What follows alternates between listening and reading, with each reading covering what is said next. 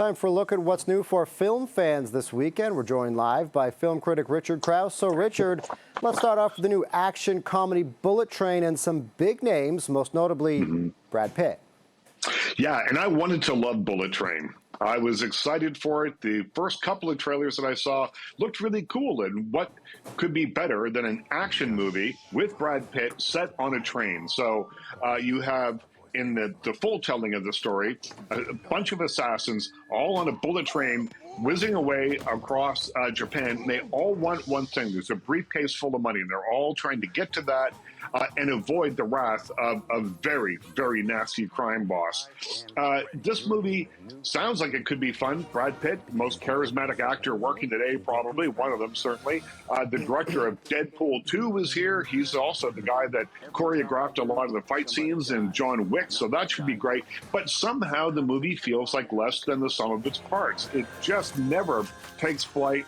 It feels like Tarantino and Guy Ritchie kind of met head on, but it doesn't have the gusto of either of those filmmakers. It's called Bullet Train. I gave it 2 out of 5 stars, and it's in theaters this weekend. All right, I'm with you. I've been seeing the trailers for that, and it looks fascinating, looks high-paced, looks intense, but 2 stars from you on that one. All right, I'm next, sorry, Brad Pitt fans. All right, next, let's dive into 13 Lives. Yeah, this is an interesting movie you'll find on Amazon Prime this weekend. It's been playing in theaters for the last week. You can watch it at home now. It's director Ron Howard, and his look at the 2018 disaster that saw 12 soccer players and their coach, 13 people in all, trapped in an underground cave in Thailand. The urgency, or the sense of urgency of getting them out, is heightened because monsoon season is quickly approaching. After a couple of failed attempts, they come up with a rather audacious plan to, one by one, bring these young men out of there, but they have to sedate them first because of the claustrophobia, because of the strange and very dangerous situation that they're in. So it's an audacious plan, and we get to see it formed here in the film. First half of the movie gets us set up. We get a sense of place. We get a sense of the characters. In the second half, we really get into the nitty-gritty of the rescue. So if you're claustrophobic at all, beware, because this one puts you right in it. I give it 3.5 out of 5 stars, and it's on Amazon Prime right now. All right, great stuff. And so the next one is the Predator franchise. Well, it just keeps rolling on, doesn't it? Well, it does, and it's been hard to be a Predator fan over the last few years because, frankly, the movies haven't been all that good. The last one was about 4 years ago called The Predator, and it was arguably the worst in the franchise.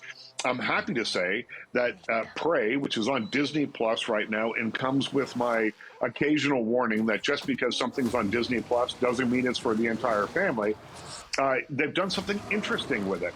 They've taken the idea of this extraterrestrial warrior who comes down from outer space to hunt humans, and they've set it 300 years ago in the Comanche Nation.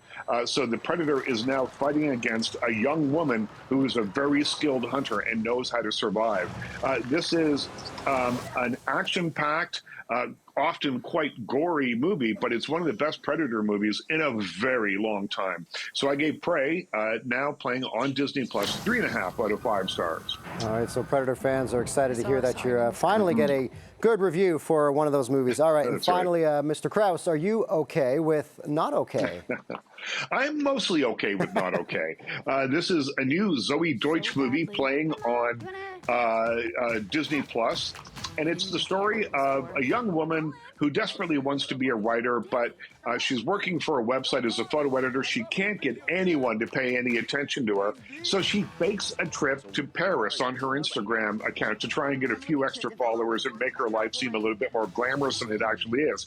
And then in real life, there are terrible bombings that happen in Paris, and all of a sudden, she becomes a survivor, and she becomes a social media darling and someone who everyone is interested in talking to, even though she's living a lie.